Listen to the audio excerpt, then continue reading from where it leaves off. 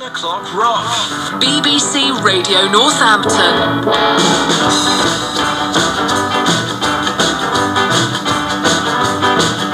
Working for the railroad, working all night and day. Working for the railroad, working my life away. Well, I gotta get some money, take the railroad blues away. Working on the railroad with the many-day sun on your back. The foreman starts to find and get the workers out the way of the track. A long black train heading on down the track. Well, roll on, clickety-clack. Roll on, clickety-clack. Roll on, clickety-clack. Roll on, clickety-clack. Roll on, long black train, roll on. We put the rhythm in the train and she passes right over the track. Hear the whistles blowing to the sound of the clickety-clack. Lord, if I ever come back, please don't let me work on the track.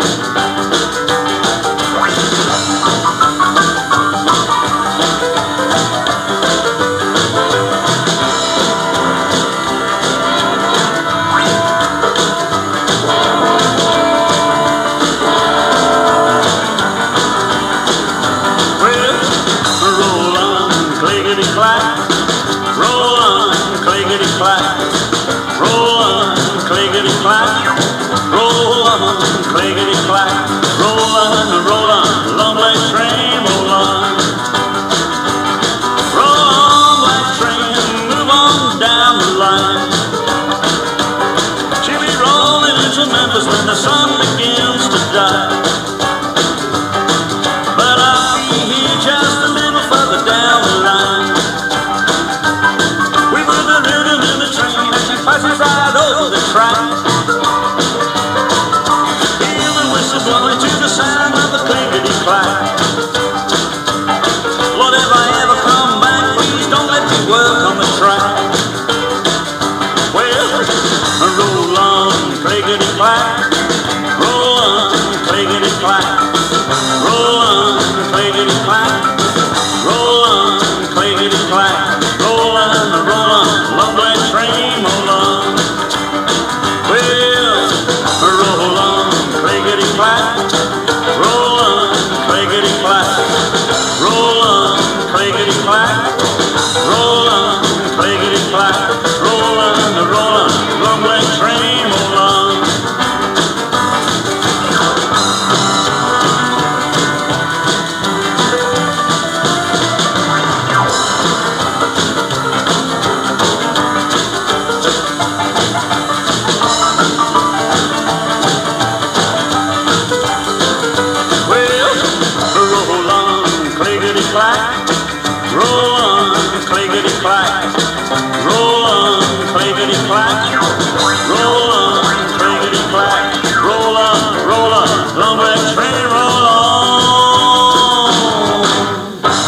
Some revival stuff today on the 11 o'clock rock, all ace starts. Roll on, clickety-clack. Johnny Red on here in 5 minutes with Jailhouse John and Dave Yates from DuckTales, who are organising a rock and roll weekender in 2.5 weeks' time up at Drayton Manor.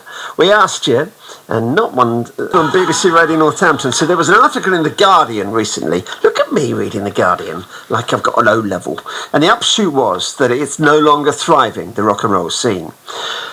That may be true, but what is there is still full on excitement, energetic, wildly thrilling and fresh. The monthly club nights are rarer these days, but it's weekenders that offer this energetic showcase of what rock and roll is now in 2025. Teddy Boy Tempest 2 is one of them, happening at Drayton Manor, just up the road in Tamworth.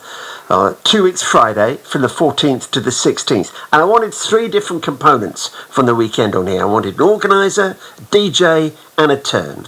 And they said to me it might be quite tricky to get them all together. I said, no, it won't. They'll all do it. I didn't expect the turn to be the one hesitating because he thought he might be drowned out by seagulls. Because there's a lot around it. I'm in a car park looking over the bridge in Loo, and it's raining, and there's about 50 seagulls above me, but I've got all the doors shut. So I'm in the van. So. It's already started. Look, everybody, from DuckTales, organiser, Dave Yates from the DJ set, Jailhouse John, and our friend with Johnny and the Jailbirds, Johnny Red. How are you, boys? Very good, thanks, Bernie. It was quite emotional, Johnny, isn't it, for you to be leaving Cornwall? Yeah, 35 years I've had the shop, and on Saturday it won't be my lease anymore. I've just sold the lease. Well, the lease had to go because I couldn't do another 9 years. You know, one's getting on now. You know, Bern, and yeah, I mean, you'll be 50 in 9 years, Johnny, and that would be difficult, wouldn't it? Yeah, at least, yeah. Can I buy your calculator, please? Yeah, sure. And my glaucoma, which makes you look young. And I said to you on Friday when I saw you at the Elvis gig that I'm going to be talking to you. And you said, about what? Which gig? You're still doing a lot, aren't you? Oh, you're still doing them? Yeah, we're doing... we've got some good ones like Alan's gig you're talking about now. And, you know, some of the weekenders really took over, you know.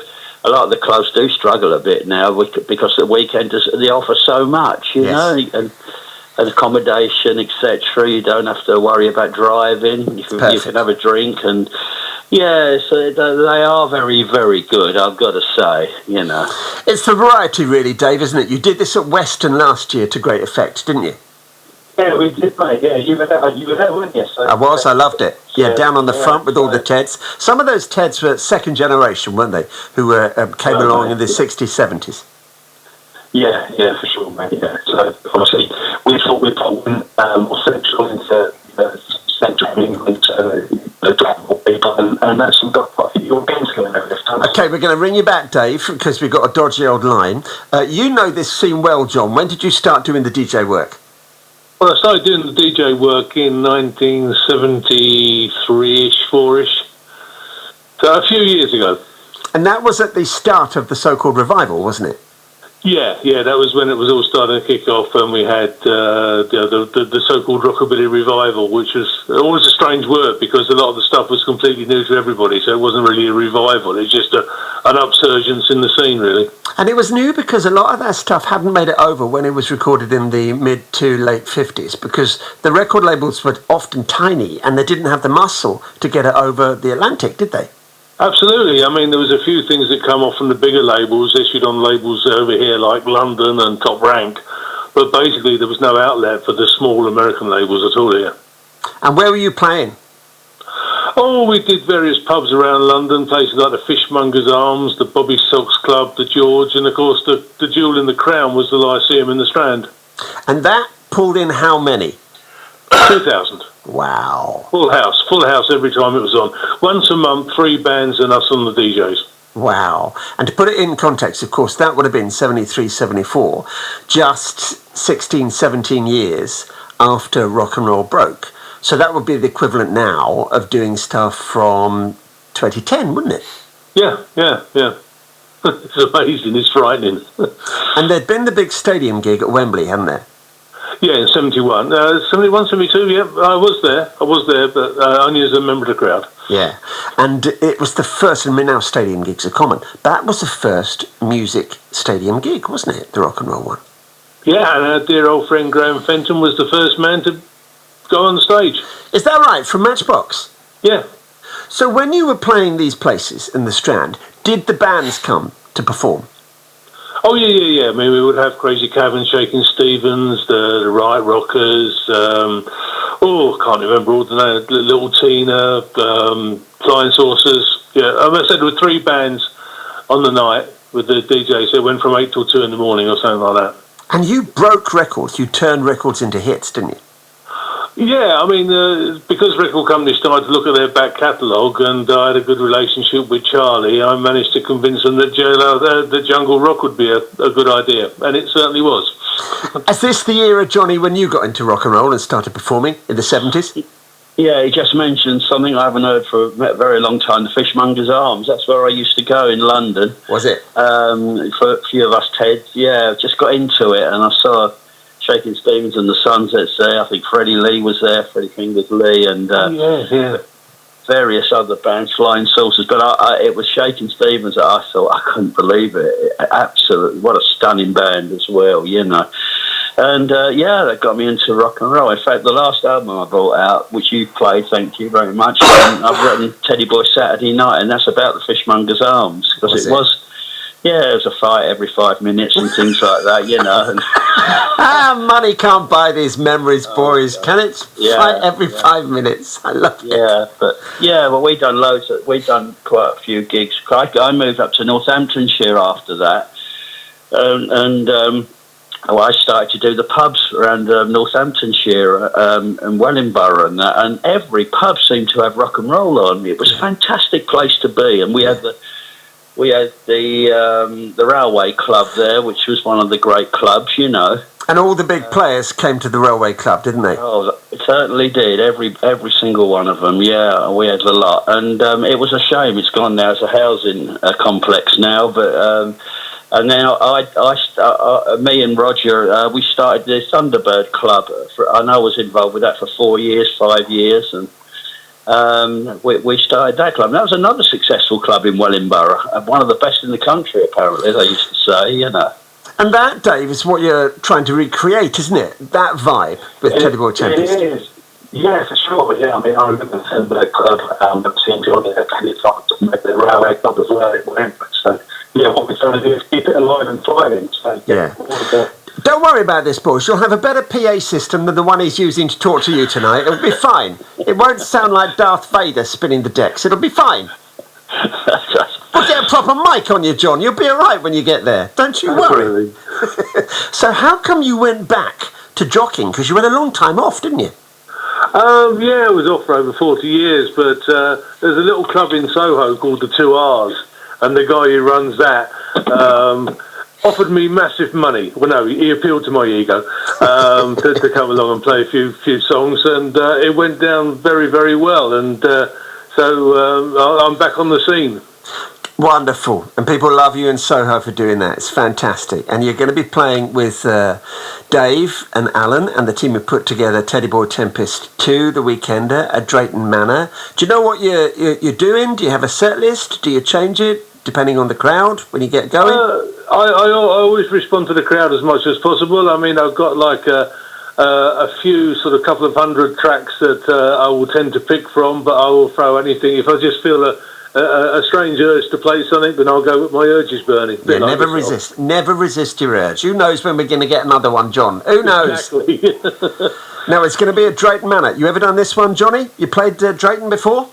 No, I went up there a couple of years ago, I think. I had a motorhome, and my mate had a motor, and we went up there for the weekend, and it's really a nice place. It's like in the middle of a fun fair sort of thing. Got a lovely hotel there as well. Great. And the gig is really good, and a lot of people came from abroad as well because it's quite near Birmingham Airport. That's it. Well, people will love it. It's the 14th to the 16th of November. You can get tickets for it for the weekend or for days from ducktales.uk. Starts on the Friday with a Screaming Lord Sutch and the Savages tribute show. Dave Savage as the Loony, the Ghoul and the Rocker. And then you've got some lineup. Rhythm Rockers are going to be playing there. You knew Cavern, did you, Johnny? Oh, I did, very much so, yeah. Yeah, I played with them. One of our very first gigs abroad in Finland was with Cavern, and I've never seen anything like it. You might as well have had the Beatles playing. There was coaches coming past with Crazy Cavern posters in the window, and I've never seen anything like it. And everybody was sponsoring, big companies sponsoring rock and roll then. Them were the days, It's Cavern's son, Joe, who is now fronting the Rhythm Rockers. Johnny and the Jailbirds will be there. The Doomsday Rockers will be there. The Stingrays will be there. Tex and the Troubadours, Johnny Fox, Phil Haley in his comments. It's a full weekend of rock and roll. ducktales.co.uk from the 14th to the 16th, Friday, Saturday, Sunday of a fortnight this weekend. Sounds fantastic. I'm going to be going. I'm going to take notes and steal your entire act, Jailhouse John. You don't mind, do you?